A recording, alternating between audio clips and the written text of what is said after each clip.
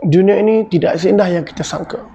Walau kita cuba nak bawa kasih sayang dalam dunia ini, walau kita cuba nak bawa kasih sayang dalam dunia ini, pun ada orang benci kita, ada orang yang sindir kita, pun ada orang nak lawan kita. Saya pun tak faham tuan-tuan. Tadi saya ke Tesco, ramai yang datang berdua, ramai tuan-tuan. Ada yang sudah berani bersentuh-sentuhan, dan ketika nak bayar, ada yang mula tidak jaga jarak. Saya terus sebab, saya hampir menangis tuan-tuan. Saya sebab bukan kerana mereka langgar jaga jarak tuan-tuan, tetapi saya sebab, saya hampir menangis. Saya sedih kerana sehingga kini tidak ada usaha atau kajian untuk membuka kembali masjid dengan SOP ketat yang dicadangkan Kementerian Kesihatan tuan-tuan. Tuan-tuan, hari ini sudah 7 kali kami warga lelaki tidak dibenarkan solat Jumaat. Kami minta maaf. Saya minta maaf jika walaupun marahkan saya kerana ungkitkan lagi hal solat Jumaat. Saya minta maaf walaupun. Saya sayang walaupun. Saya sayang anda semua. Semoga Allah sayang kita semua ya Allah. Jangan marah kami. Jangan marah saya walaupun. Saya tahu lepas video ini saya muat naik di YouTube atau Facebook, walaupun mesti marah. Saya minta maaf walaupun. Saya minta maaf. Tetapi saya tidak faham. Saya tidak faham kenapa walaupun kepanasan bila saya dan rakan-rakan lain sebut hal solat Jumaat.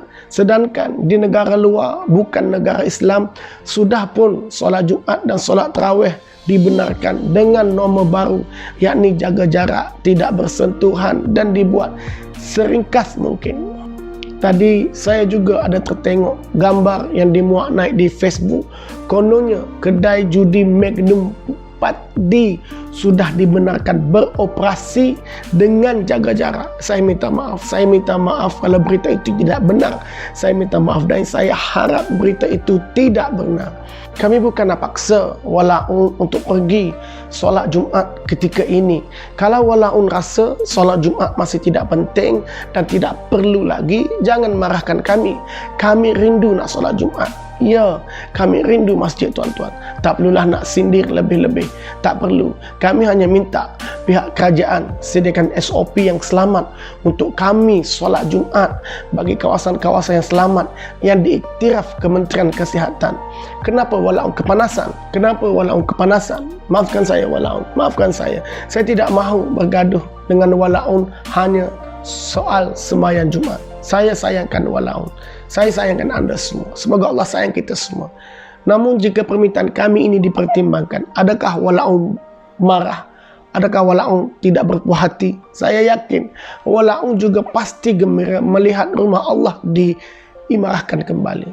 Saya tak mahu ikut presiden parti mereka, parti yang gelojoh. Kononnya nak buat RUU 355 dulu kerana itu agenda penting. Ajak rakyat berhimpun raksasa. Guna duit kerajaan negeri Kelantan.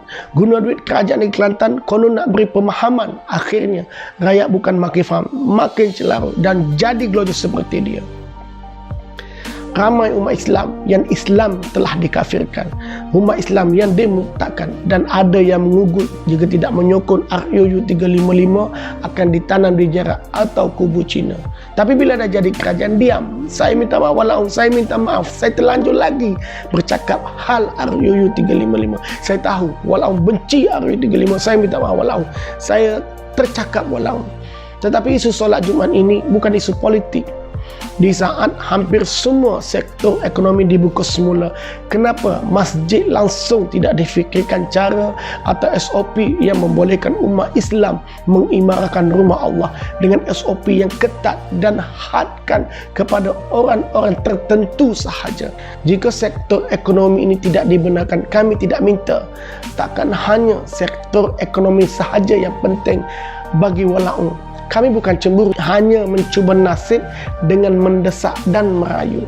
Jemput sajalah mereka yang terpilih ke masjid. Nama saya pun tak ada pun tak apa. Saya tak kisah. Saya tak kisah. Yang penting masjid itu diimarahkan.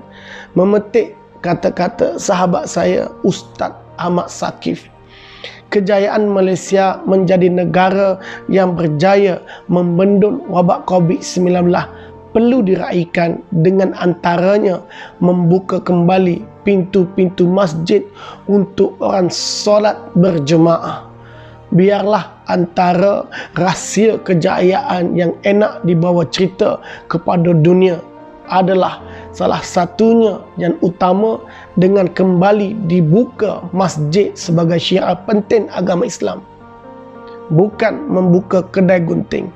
Membuka kedai gunting itu bukan Saki yang cakap, saya yang cakap. Saya minta maaf walau saya terlanjur lagi, walau saya minta maaf.